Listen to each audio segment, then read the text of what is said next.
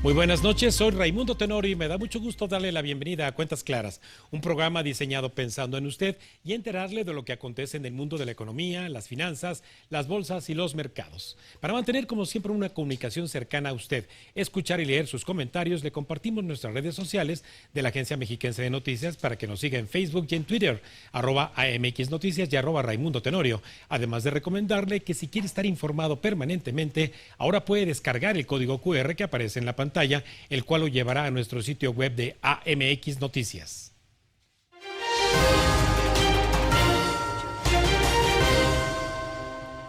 La semana pasada, el Instituto Nacional de Estadística y Geografía, INEGI, dio a conocer el nivel de incremento de precios a la primera quincena de abril del 2022.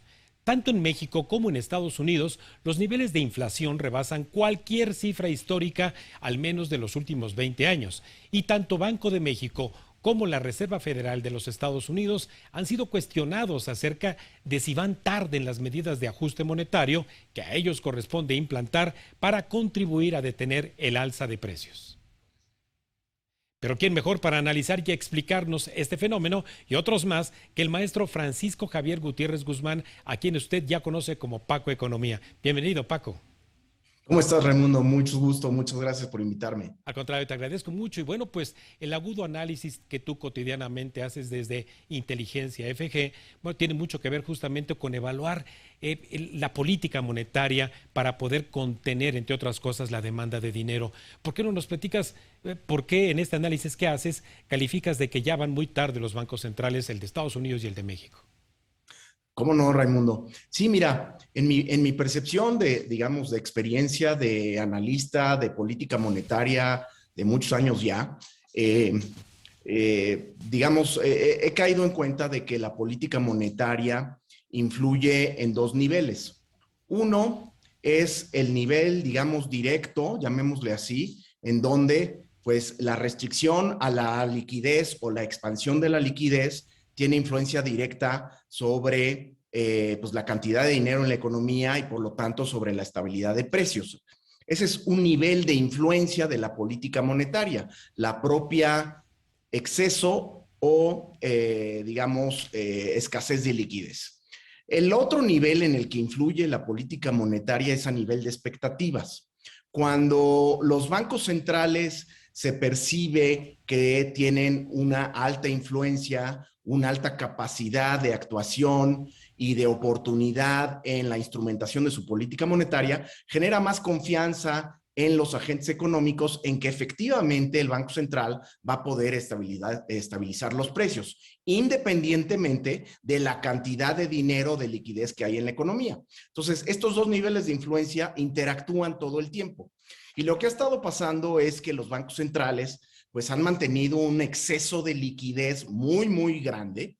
La inflación ha estado subiendo, como ya bien nos dijiste, está en niveles históricos, tanto en México como en Estados Unidos, pues prácticamente a niveles pues cercanos al 10% en términos de inflación al consumidor y arriba del 10% en términos de inflación al productor, lo cual nos indica que hay presiones de costos, cuando pues las tasas de interés siguen muy abajo, es decir, la cantidad de dinero no se ha restringido y eso afecta a las expectativas, porque los agentes económicos perciben pues que el Banco Central no está haciendo lo necesario para contener la inflación. Entonces, ni retiran el exceso de liquidez y además se deteriora la credibilidad de los bancos centrales. Eso le está pasando muy claramente a la Reserva Federal, Raimundo. Tú lo sabes perfectamente, pero digamos, para comentarlo con tu público, Sí. de hecho, una de las variables que no ha mejorado en la economía de Estados Unidos es la confianza del consumidor. Y no ha mejorado precisamente porque a pesar de que las familias tienen dinero, a pesar de que están gastando más, no confían en que el gobierno está haciendo su trabajo en contener la inflación. Y eso retroalimenta la expectativa de inflación y bueno, pues por eso es mi análisis de que ya la Reserva Federal ya va tarde, porque la inflación pues ya le está llegando al 10% y las tasas de interés prácticamente siguen en el 0.5%. Y entonces lo que tenemos es claro proceso inflacionario que se ha generalizado, no solo la inflación al consumidor, sino el core de la inflación y la inflación al productor.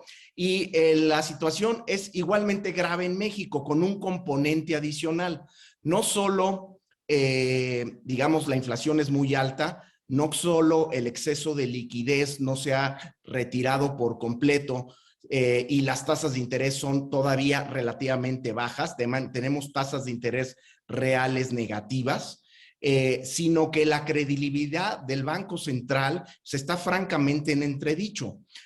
No solo porque ha actuado tarde, es decir, se ha tardado, sino porque además tenemos pues una nueva junta de gobierno que ha nombrado la nueva administración, digamos, de los últimos 3 años. Es una junta de gobierno de la 4T, 4 de los miembros de la Junta de Gobierno han sido nombrados por el presidente y solo queda una subgobernadora que proviene del sexenio anterior. Y además, con la gravedad de que, bueno, pues sí pareces tener problemas operativos, ni más ni menos que se les filtra información a través del secretario de Hacienda.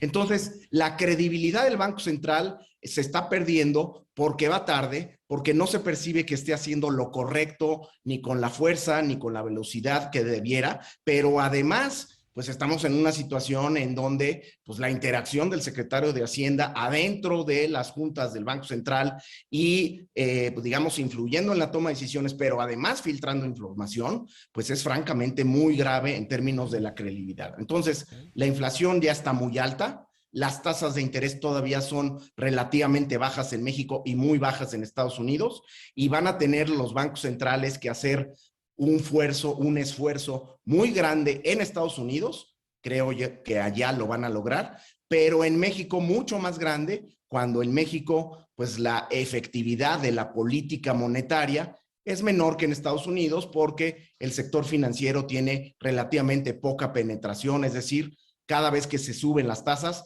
tiene un impacto en relativamente una porción menor de la economía de lo que en otros países.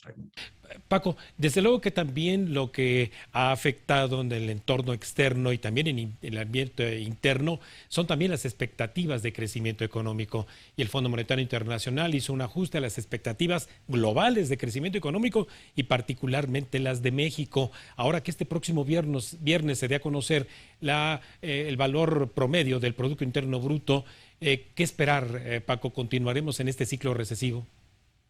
Mira, Raimundo, sí, efectivamente, en el mundo, ya lo comentabas en tu introducción, lo que está ocurriendo es que se venía recuperando bien la economía de Estados Unidos, Asia, incluso Europa, y esta situación de brote de inflación, pues es una situación de riesgo que prende las alarmas. Pero se adiciona la situación de guerra, que como bien comentabas, pues sigue generando presiones inflacionarias por las disrupciones que genera en cadenas de suministro y de commodities. Entonces, lo que tenemos a nivel mundial es que pues la expectativa es de que los bancos centrales van a tener que apretar más rápido y con mayor fuerza la política monetaria, y eso va a hacer que la reactivación económica pues se detenga o se debilite. Pues de ahí, digamos, la revisión de expectativas a la baja en todo el mundo.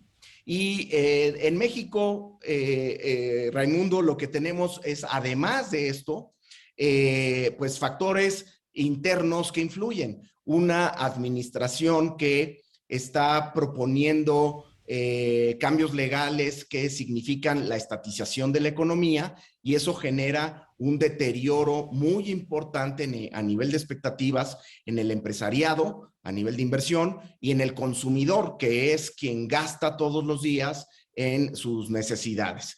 Esa influencia en México del deterioro de las expectativas, pues hace que nuestra expectativa de crecimiento sea pues bastante baja. Sí. De hecho, en el último dato que tenemos por hoy, al mes de febrero, pues la economía no creció respecto al mes pasado y tan solo crece 2.7 en términos anuales, cuando el año pasado, es decir, la base de comparación es de una caída de alrededor del 3%, es decir, el crecimiento del mes de febrero en términos anuales no compensa todavía la caída que se veía el año pasado. Entonces, realmente seguimos en niveles de producción abajo de los niveles de prepandemia, valga la redundancia. Sí. Pero no solo eso, Raimundo, sino que si los deflactamos por el crecimiento de la población, es decir, el PIB per cápita, pues sin duda alguna seguimos en recesión. Es decir, el crecimiento económico no alcanza ni siquiera para compensar el crecimiento de la población y estamos teniendo un PIB per cápita menor al que teníamos el año pasado, hace 2 años, hace 3, y básicamente inició su caída desde el inicio de esta administración. Entonces, desde el punto de vista de PIB per cápita, es decir, producto por habitante, seguimos en recesión y la expectativa para este primer trimestre es que el crecimiento sea por debajo del crecimiento de la población. Vaya, pues seguramente ahí te estaremos leyendo en tu red social, mi querido Paco, el día viernes cuando se dé a conocer este indicador y también, si nos lo permites, invitarte para que continuemos dándole seguimiento pues a estos indicadores que son los termómetros de nuestra economía. Muchísimas gracias, amigo mío, te agradezco muchísimo. Al contrario, Raimundo, es un placer estar en tu programa como siempre y bueno, pues yo estoy a la orden cuando me invites y de estar comentando esto a través de @PacoEconomía o cuando tú me invites en tu programa, lo estaremos comentando con todo gusto. Ya lo creo que sí, será una distinción para MX Noticias. Muchísimas gracias, Paco. Buenas noches. Un abrazo, Raimundo. Buenas noches. Gracias.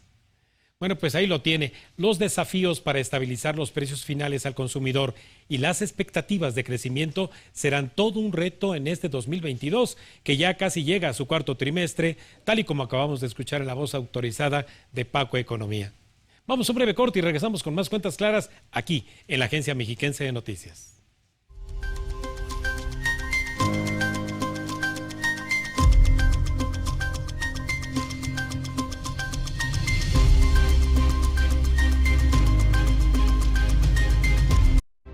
Estás viendo Cuentas Claras con Raimundo Tenorio.